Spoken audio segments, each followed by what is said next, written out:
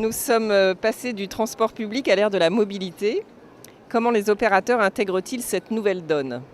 Je commencerai par dire qu'il ne faut pas négliger notre métier de base, qui est ce qu'on appelle la politique d'offre, et durablement quand même la géographie des lignes, par où passent les lignes, où est-ce qu'elles s'arrêtent, leur complémentarité, les capacités, les véhicules qu'on met sur les lignes, tout ça, ça va compter.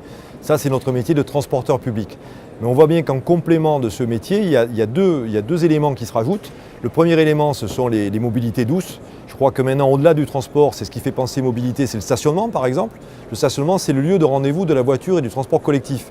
Et la symbolique, c'est le parc relais. Il faut des parcs relais pour que les gens qui sont obligés de partir en voiture de chez eux puissent se garer et prendre les transports collectifs. Donc le stationnement est très important dans une politique de mobilité. Et aussi, je pense que les politiques de vélo, de la marche à pied sont aussi complémentaires. Voilà, quand on rajoute l'autopartage, le covoiturage, etc., on voit bien qu'au-delà de notre métier de transporteur public, il y a d'autres éléments de mobilité qui sont venus se rajouter. Et la bonne politique de mobilité, c'est celle qui va penser global. Le deuxième élément, ce sont les services.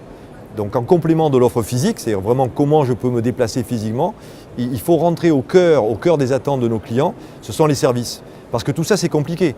Comme on voit que la mobilité, elle est multimodale, il faut emprunter différents modes, il faut aider les gens à rendre tout cela simple. Le rendre simple en matière d'information, en matière aussi de billettique, comment je vais acheter un seul ticket sur mon téléphone mobile par exemple pour pouvoir me déplacer. Donc on voit que toutes ces notions de services numériques, digitaux, sont absolument indispensables. Donc pour moi, en résumé, la mobilité, c'est le transport plus les modes doux et c'est le transport plus les services numériques.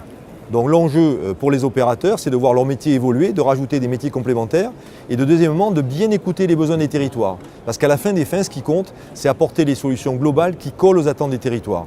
Voilà, donc voilà les challenges pour l'opérateur, rajouter des compétences nouvelles et être encore plus attentif à l'évolution des besoins de mobilité sur les territoires.